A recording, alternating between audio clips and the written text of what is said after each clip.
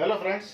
तो लास्ट 2 और 3 वीडियोस के अंदर हमने यूनिफॉर्म मोशन के बारे में पढ़ा, ठीक है। और उसमें बेसिक कंसेप्ट मैंने कल आपको बताया था कि उसमें रिलेटिव वेलोसिटी है, दैट इज मोस्ट इंपॉर्टेंट। बार बार उससे सवाल पूछे जाते हैं, ठीक है। और रिलेटिव वेलोसिटी तो आज नहीं, हम जब तक फिजिक्स पढ़ेंगे उसमें कहीं ना कहीं घुसी जाती है बीच में आकर के।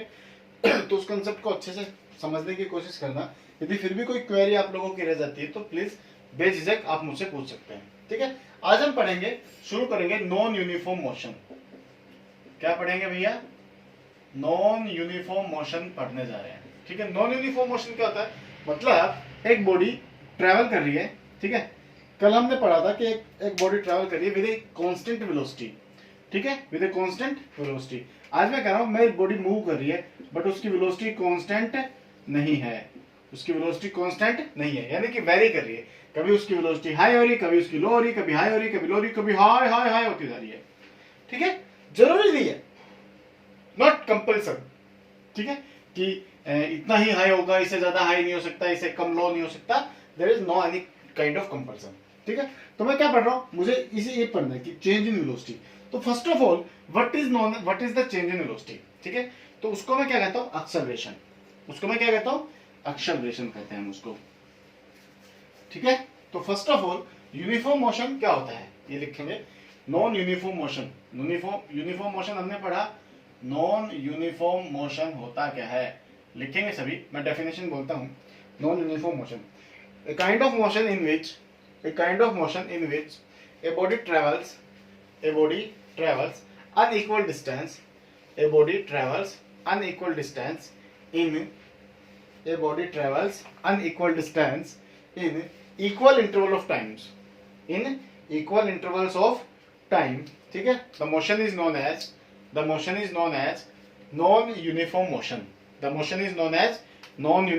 motion, ठीक है। तो मेरे पास क्या केस आया? मेरे पास केस आया कि जो पोजीशंस थी वो सेम नहीं है, अलग अलग है। देखो ये अलग है, ये अलग है, ये अलग है, ये अलग है, but time intervals are same. तो जो ग्राफ बनेगा वो कुछ ऐसे अप डाउन बनेगा। क्या बनेगा? कुछ ऐसे अप एंड डाउन सा बनेगा, ठीक है। स्ट्रेट लाइन नहीं है। यदि स्ट्रेट लाइन आता तो वो मोशन कैसा होता? मेरा यूनिफॉर्म मोशन होता, ठीक है। तो मोशन स्ट्रेट लाइन नहीं आया, ठीक है। स्ट्रेट लाइन नहीं आया तो ये कैसा मोशन है? नॉन यूनिफॉर्म मोशन है, ठीक है। यानी कि यदि पोजीशन टाइम ग्राफ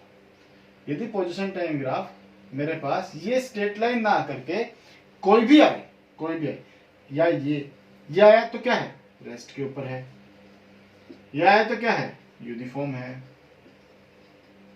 इसके अलावा कुछ भी बन जाए, अडरम गडम, कैसे भी, ऊपर नीचे दाएं बाएं, ठीक है। तो हर प्रकार से क्या होगा वो मेरा नॉन यूनिफॉर्म मोशन होगा। क्या होगा? नॉन यूनिफॉर्म मोशन होगा, ठीक है। सो नॉन यूनिफॉर्म मोशन के अंदर कंडीशन क्या है कि speed is changing. In non uniform motion condition क्या है? स्पीड इज चेंजिंग, ठीक है। स्पीड यानी कि वेलोसिटी, स्पीड लिख लो या वेलोसिटी से बेटर समझ में आएगा, ठीक है, क्योंकि वेलोसिटी से फिर वो याद रहेगा। Velocity is changing. तो फर्स्ट ऑफ ऑल मेरे पास केस आया एक्सेलरेशन। एक्सेलरेशन क्या होता है? एक्सेलरेशन होता है चेंज इन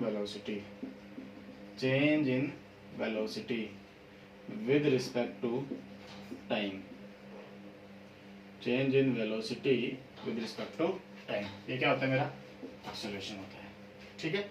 इसका मतलब एक्सेलरेशन को हम स्मॉल ए से डिनोट करते हैं। एक्सेलरेशन का फॉर्मूला क्या है? चेंज इन वेलोसिटी यानी कि v2 minus v1 divided by t2 minus t1, ठीक है। यानी कि dv बाई dt, यानी कि delta v by delta t, ठीक है। कुछ भी, ठीक है, कोई भी। ये क्या होता है? मेरा एक्सेलरेशन होता है। एसआई यूनिट क्या होती है?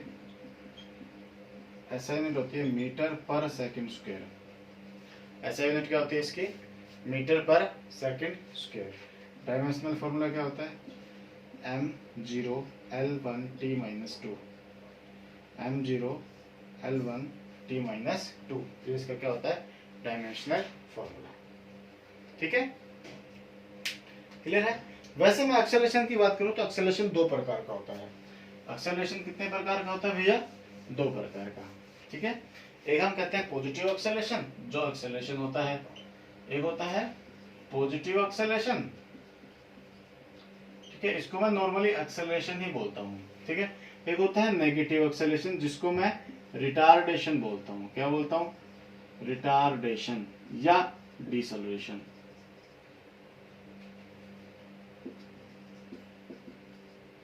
ठीक है, या मैं उसको क्या बोलता हूं? रिटार्डेशन या डिसलरेशन। ठीक है, पॉजिटिव एक्सेलरेशन का मतलब वेलोसिटी इज इंक्रीजिंग,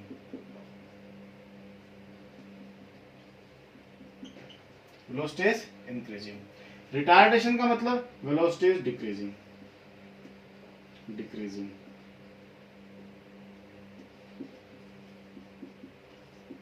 ठीक है, पॉजिटिव एक्सेलरेशन का मतलब यदि मेरी वेलोसिटी बढ़ रही है, ठीक है, जैसे मैंने एक्सेलरेशन निकाला, acceleration is equal to v2 minus v1 divided by t2 minus t1। ठीक है, केस इज if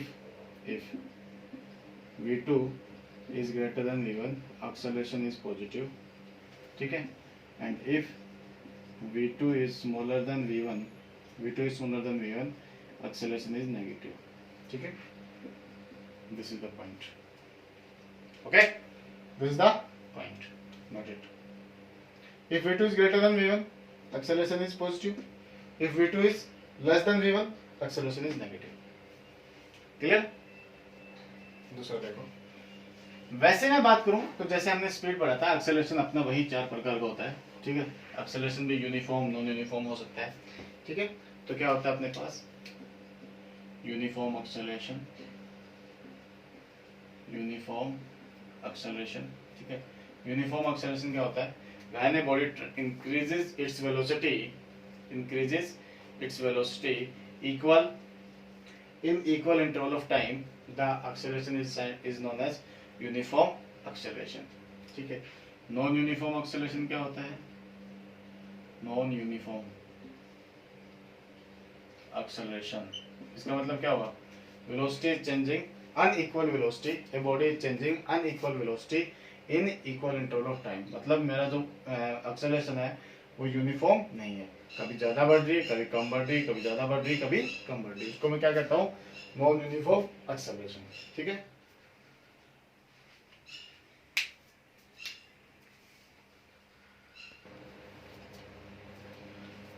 ठीक है, तो नॉन यूनिफॉर्म एक्सेलरेशन हो गया। थर्ड होता है अपना एवरेज एक्सेलरेशन। क्या होता है? Average acceleration. एवरेज एक्सेलरेशन क्या होता है?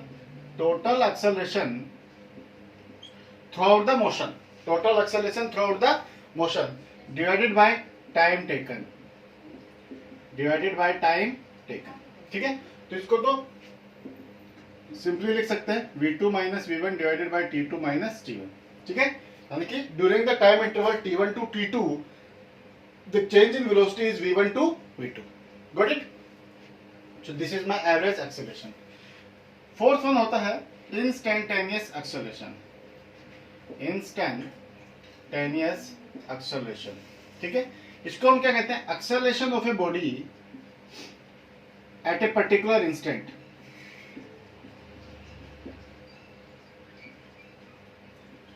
Eight a particular instant. एक पर्टिकुलर इंस्टेंट के ऊपर उस बॉडी का एक्सेलरेशन क्या कहलाता है? Instantaneous acceleration.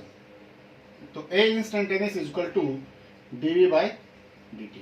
ठीक है, dv by dt. For example, आप बाइक चला रहे हैं, ठीक है, और रास्ते के अंदर एकदम से कोई डॉगी आपके सामने आ गया, कोई कुत्ता एकदम से आपके सामने आ गया, तो आपने क्या किया? सडनली ब्रेक लगाई। क्या किया? सडनली ब्रेक लगाया। तो उस पर्टिकुलर इंस्टेंट के ऊपर जो आपने एक्सेलरेशन किया, ठीक है, वो एक्सेलरेशन क्या कहलाता है? इंस्टेंटेनियस एक्सेलरेशन कहलाता है। ठीक है, that particular acceleration is known as instantaneous acceleration. Clear? Okay, बात करते हैं यूनिफॉर्म एक्सेलरेशन की। ठीक है, तो यूनिफॉर्म एक्सेलरेशन में अपने को क्या है? देखो, यदि मैं यूनिफॉर्म एक्सेलरेशन को ग्राफ के ऊपर रिप्रेजेंट करूं तो इधर वेलोसिटी और इधर time, because velocity is changing with respect to time, velocity is changing with respect to time. ठीक है, तो मैंने क्या किया? इंटरवल्स बनाए। ठीक है, this t1, this t2, this t3, this t4, यहां पे इंटरवल्स बनाए।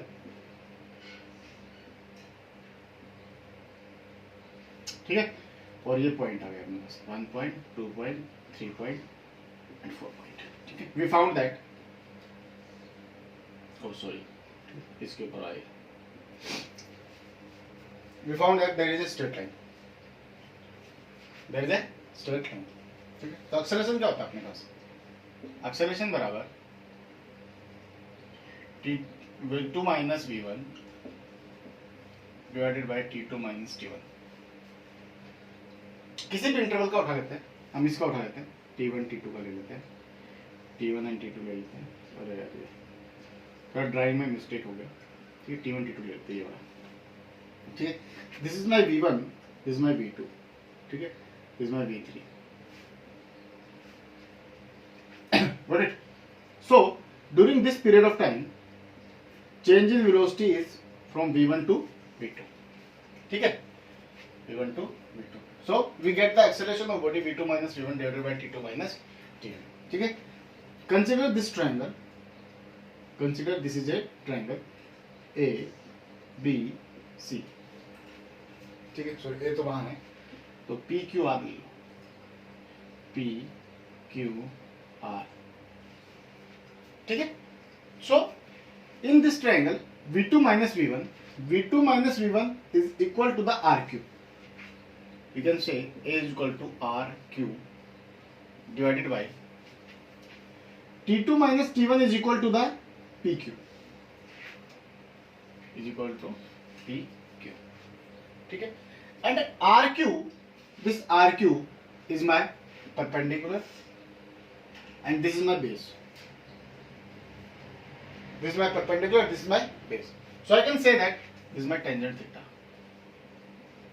this is my tangent theta, so acceleration is equal to tangent theta, acceleration मेरा क्या है, tangent theta, ठीक है। और दिस टेंजेंट थीटा क्या रिप्रेजेंट करता है, कल भी मैंने बताया था, अक्सर tangent theta represent the slope, ठीक है। तो slope of VT graph, slope of VT graph, ठीक है। तो slope of VT graph represents acceleration, slope of VT graph represents acceleration, ठीक है। दूसरा केस कल जो हमने पढ़ा था वो क्या था, slope of position time graph represents velocity, ठीक है। तो दोनों में डिफरेंस अपने को याद होना चाहिए। Slope of velocity time graph का स्लोप है तो क्या बताता है मुझे, एक्सेलरेशन, और पोजीशन टाइम ग्राफ का स्लोप है तो वो क्या बताता है मुझे, वेलोसिटी, ठीक है। दोनों को रिमाइंड रखना है, बिल्कुल अच्छे से रिमाइंड रखना है, दोनों अच्छे से याद रखना है, गॉट इट, ठीक है। सो this is my graphical representation of acceleration of a body. Uniform acceleration को हम ऐसे रिप्रेजेंट कर सकते हैं, ठीक। बेसिकली एक्सेलरेटेड मोशन को पढ़ने के लिए हमारे पास 3 इक्वेशंस हैं, ठीक है। और वो 3 इक्वेशंस हम कल करेंगे या नेक्स्ट वीडियो के अंदर करेंगे, ठीक है। 3 इक्वेशंस है जिसे हम इक्वेशंस ऑफ मोशन कहते हैं, इक्वेशन ऑफ मोशन, ठीक है। कितने इक्वेशंस अपने पास, we have 3 equations, that velocity is equal to initial velocity plus acceleration into t, displacement is equal to ut plus half at square, ठीक है, and v square minus u square is equal to 2as, ठीक है। these 3 are most important, ठीक है। तो in next video we will draw some graphs, of velocity time, ठीक है, graphs of position time, ठीक है, and will solve these 3 equations, ठीक है। ये 3 equations अपने पास कहाँ से आती हैं, ठीक है, इनको सोल्व कैसे करते हैं, और मैं इजीएस्ट तरीका बताऊंगा आपको, सबसे इजीएस्ट तरीका आपको बताऊंगा कि इन 3 इक्वेशंस को 3 और 4 स्टेप्स के अंदर हम कैसे सोल्व कर सकते हैं, गॉट इट, ठीक है। सो आज के लिए क्या है कि जो ग्राफिकल रिप्रेजेंटेशन ऑफ एक्सेलरेशन की उसको ध्यान से करें, ठीक है। और दूसरा कि चेंज इन वेलोसिटी एक्सेलरेशन कहलाता है, एक्सेलरेशन के टाइप्स 2 टाइप होते हैं, रिटार्डेशन होता है और पॉजिटिव एक्सेलरेशन होता है, ठीक है। तो इनको अच्छे से याद करना है, नोटबुक में नोट डाउन करना है, क्लियर है, okay. Thank you and all the best.